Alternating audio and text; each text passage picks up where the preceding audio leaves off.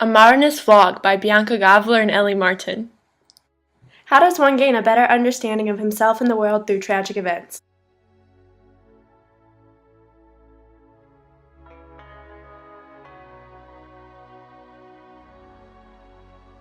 Holden goes through a process of maturation, starting with him resisting any adult influences by using his red hunting hat to shield himself from the rest of society. As he leaves Pensy, Holden puts his red hunting hat on, then nearly breaks his neck falling down the stairs. This just shows how absurd Holden is. He puts on his hat, then almost breaks his neck. Holden cannot escape adulthood no matter how hard he tries, and when he does try, it results in him getting hurt. As the novel progresses, so does Holden's downfall. He's forced to come face to face with what he wants to avoid the most, which is the corruptness of adulthood. In the museum in school, Holden sees multiple FUs written on the school walls. He's shocked because these are places he expects to be filled with nothing but childhood memories and innocence, yet even they are infiltrated with adult influences. This completely ruins Holden's views and ideas of being able to prevent his maturation into adulthood. Finally, everything collapses on Holden, and he is forced to leave his mindset of preserving his innocence forever. Holden ends up passing out and pooping in the museum bathroom. This symbolizes his spiritual rebirth because afterwards, Holden isn't persistent in holding on to his innocence. At the end of the novel, Holden is at the park with Phoebe, who's on the carousel. He states, "I was sort of afraid she'd fall off the horse, but I didn't say anything or do anything. The thing with kids is, if they want to grab for the gold ring, you have to let them do it. If they fall off, but it's bad if you say anything to them." This shows that Holden does not want to be the catcher anymore to save the children from growing up, as seen when he says you have to let the kids fall off. He finally understands that maturing into an adult is inevitable, so there's no point in fighting it because it only brings pain.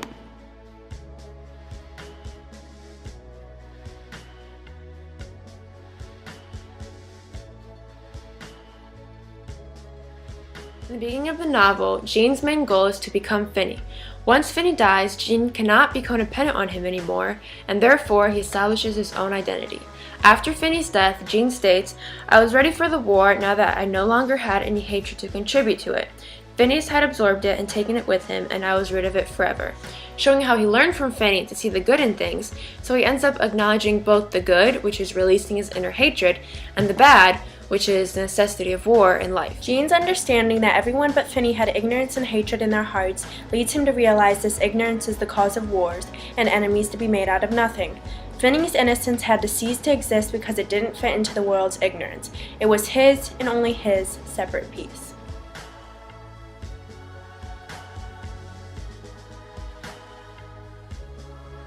Once Ellie accepts the fact that God will not save him from the concentration camp, his eyes finally open to realize his predicament and that only his will to survive will save him. Basically, his loss of faith turned into loss of illusions.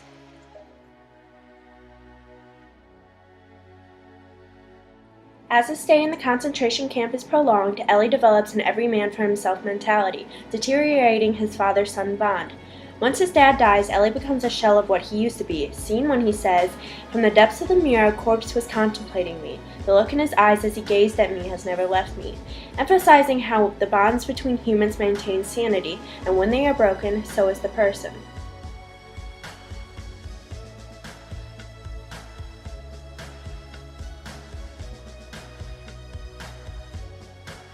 In the novel, there is not good communication between the Bundrans, most of them preferring to use actions rather than words to express themselves. This creates a rift in the family because Darryl is the only one not choosing to express himself through his actions, which leads to Darryl's gradual separation from the family, who deem him crazy, so he ultimately goes crazy. Darryl is the perfect example of knowledge as a destructive force. His omniscient presence makes him almost not human, more like a godlike figure, for he sees all and knows all. Therefore, Darryl cannot coexist peacefully with the rest of society. At the end of the novel, Darryl is seen being taken away for being crazy, and he literally leaves behind his body and looks upon himself. He states, "Darryl is our brother Darryl. Our brother Darryl in a cage in Jackson where, his grimmed hands lying light in the quiet interstices, looking out he foams."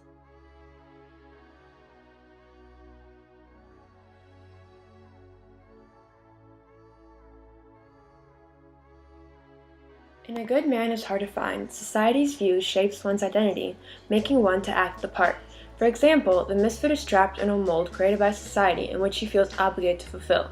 When he comes across the family on the road, he is not going to criminal mode right away, but when the grandma recognizes him, he says, "It would have been better for all of you, lady, if you hadn't have recognized me," meaning that now he feels like he has to own up to the misfit role, which leads him to murder the family. Choosing salvation in the form of knowledge from God creates consequences because ignorance is a part of human nature.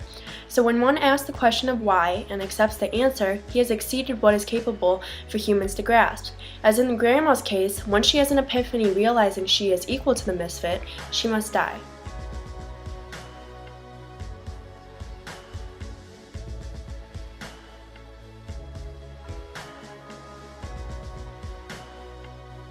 When asking the questions of why things happen, it gives rise to many problems because the answer is outside of human capabilities to understand.